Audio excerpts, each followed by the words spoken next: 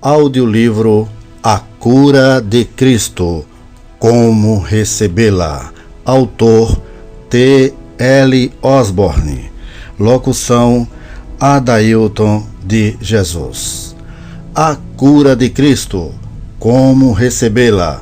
Os 7 passos para a libertação da enfermidade e do pecado. Conteúdo deste livro. Primeira parte: a cura hoje. Segunda parte: a palavra. Terceira parte: o matador.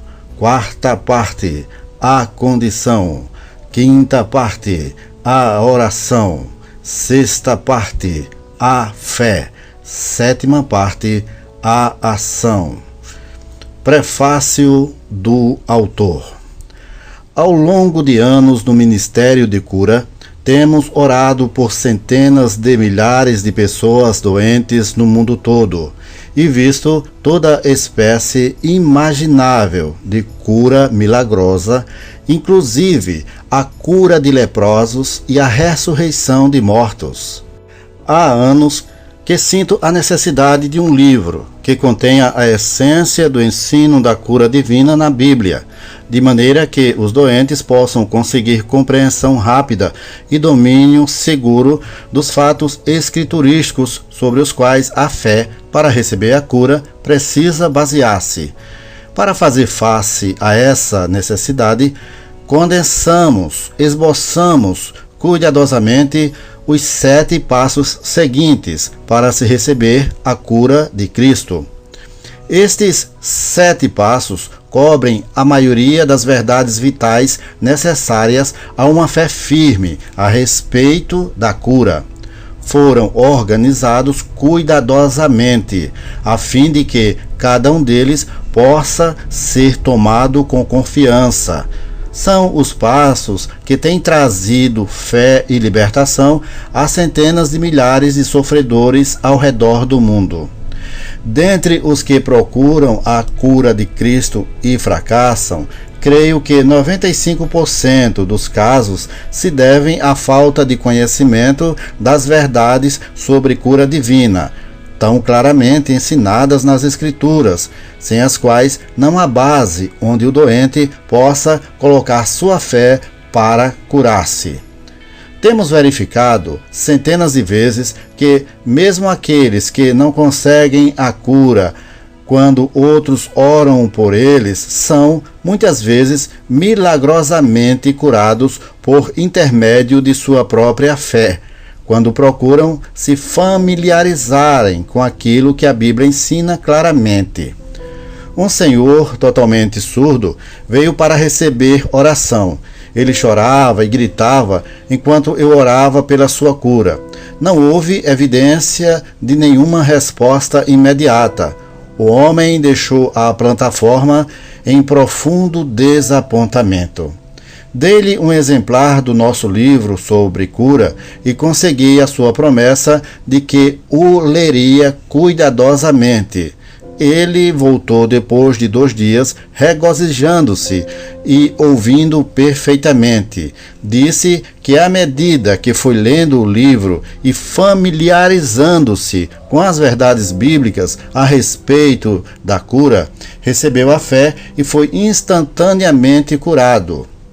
Tais exemplos poderiam ser repetidos centenas de vezes, mas o princípio envolvido no caso é suficiente para provar o que estamos dizendo. Jesus disse: "E conhecereis a verdade, e a verdade vos libertará." João capítulo 8, versículo 32.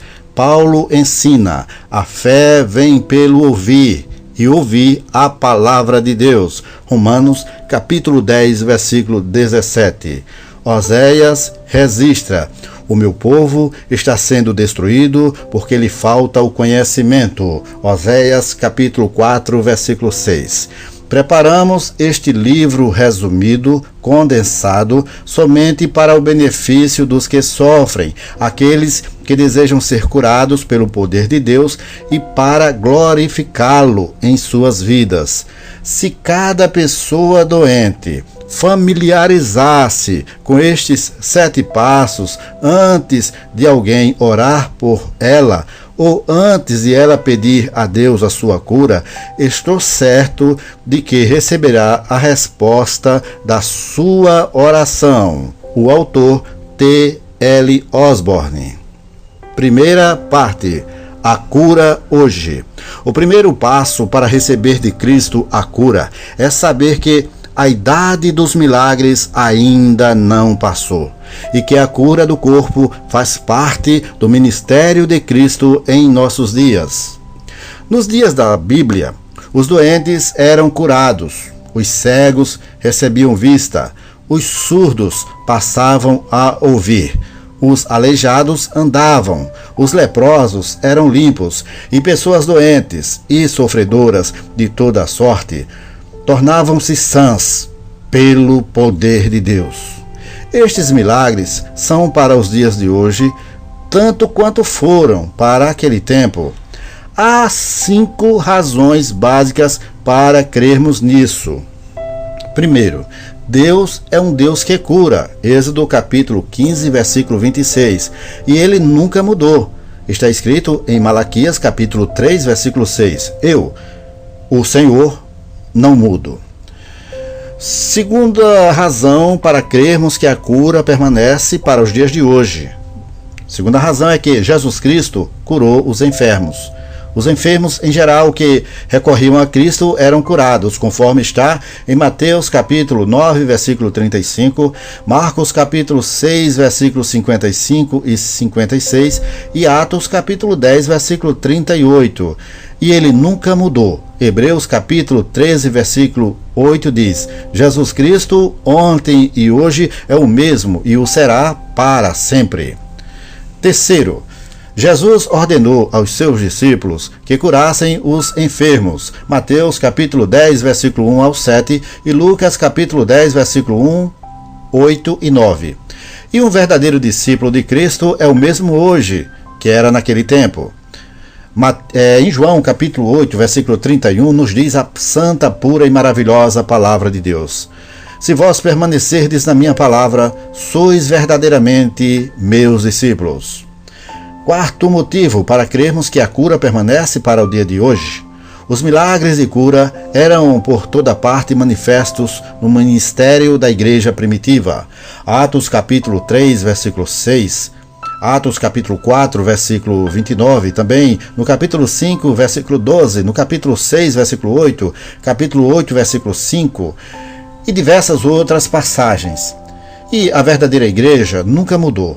O livro de Atos dos Apóstolos relata o nascimento e o crescimento da igreja verdadeira, e esta é o exemplo e o modelo para a igreja até o fim do mundo. Mateus capítulo 28, versículo 20.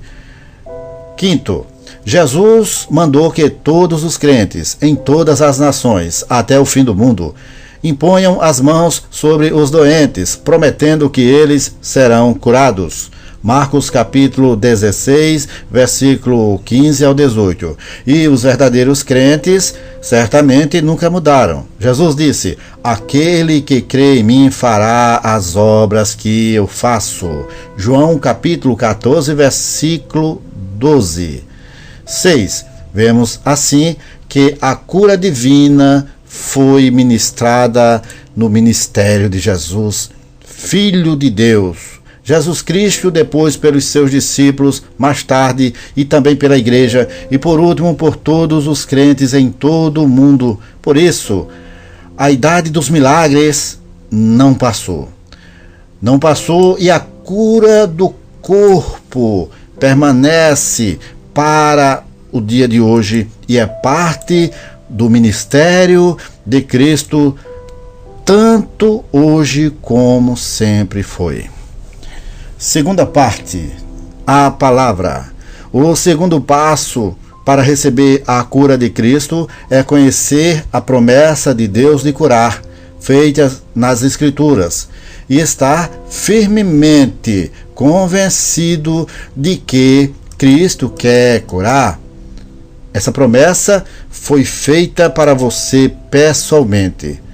Muitas vezes os professores de teologia nos fazem mais mal do que bem, porque eles constroem uma filosofia ou uma doutrina da verdade, quando deve ser o contrário. Deveria ser como se o próprio mestre nos estivesse falando. A palavra é a sua voz. Ela tem a mesma autoridade que ele tem. Quando você lê a Bíblia, deve lembrar-se de que está lendo uma conversa pessoal, de que está lendo e tendo uma conversa pessoal com o Senhor dos Senhores. A integridade absoluta da palavra escrita de Deus é a única para uma fé segura. Não existe outra regra. Essa integridade da palavra de Deus, ela é o nosso norte, ela é a nossa direção para uma fé segura. Um dos maiores erros cometidos pelas pessoas hoje é tratar a palavra de Deus como se ela fosse um livro comum. Você deve dar à palavra o mesmo lugar que daria a Cristo, se ele estivesse fisicamente na sua presença.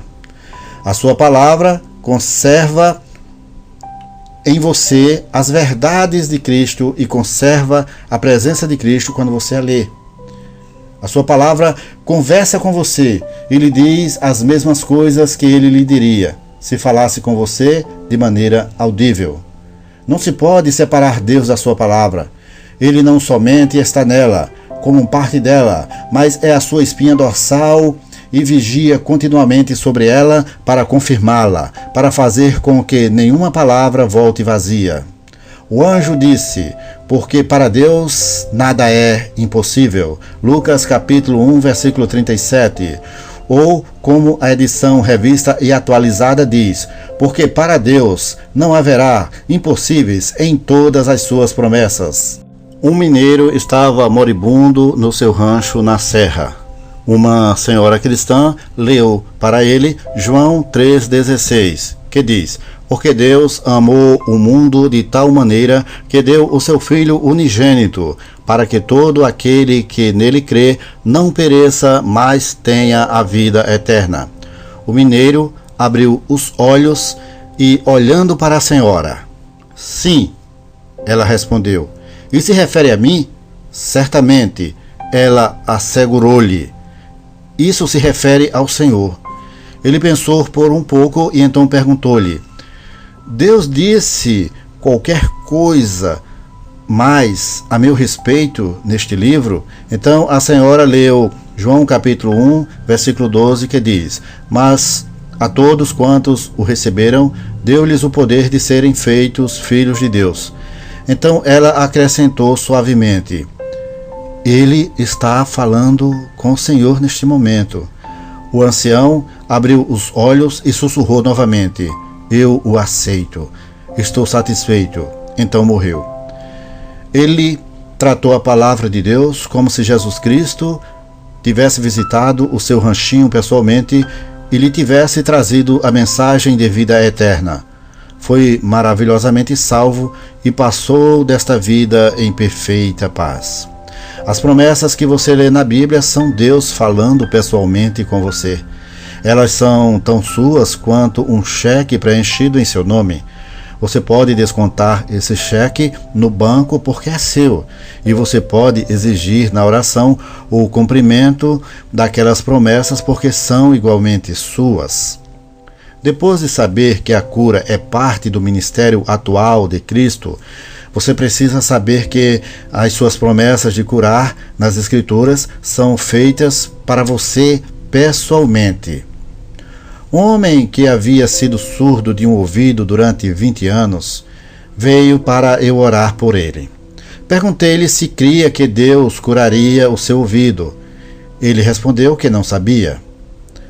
O senhor sabe que Deus prometeu curá-lo? Perguntei-lhe. Ele respondeu, Não, eu não sei. O senhor crê que Deus esteja suficientemente aqui, neste momento, presentemente, e que seja suficientemente bom para cumprir sua promessa, para cumprir esta promessa maravilhosa que ele lhe fez? Sim, Senhor, eu creio. Ele respondeu. Se eu lhe mostrar na Bíblia uma passagem onde Deus prometeu curá-lo, o senhor crê que ele o fará? Perguntei-lhe. Sim, eu creio, declarou ele. Apontei o meu dedo diretamente para ele e citei esta passagem: Eu sou o Senhor que te sara. Êxodo capítulo 15, versículo 26. O homem começou a chorar, ao mesmo tempo que exclamava: Agora eu creio, vejo que Deus prometeu curar-me, creio que Ele o fará. A fé veio àquele homem pelo ouvir as promessas de Deus. Paulo disse: a fé vem pelo ouvir, e o ouvir pela palavra de Deus. Romanos capítulo 10, versículo 17. Toquei em seu ouvido em nome de Jesus, pedindo que Deus o abrisse de acordo com a sua promessa, e ele foi imediatamente curado. As promessas de Deus são tanto para você como o foram para aquele homem. Se me pedirdes alguma coisa em meu nome, eu o farei. João capítulo 14, versículo 14. Esse alguma inclui a cura, e se vós, inclui você. Está alguém entre vós doente? Eu, o Senhor o levantará. Tiago capítulo 5, versículo 14 e 15. Esse alguém inclui você. A promessa, o Senhor o levantará, não comporta exceção. É para você essa promessa. Estes sinais hão de acompanhar aqueles que creem. Se impuserem as mãos sobre os enfermos, eles ficarão curados. Marcos capítulo 16, versículo 17 e 18. Isso é para você se você crê. Eles ficarão curados. É a promessa de Cristo para todos aqueles que estão doentes, sem exceção. Você crê que as promessas de Deus são para você? Se crê, exija-as em oração sincera, e Deus as cumprirá. Não duvide, creia na sua palavra. Ela é como se Ele estivesse pessoalmente falando com você.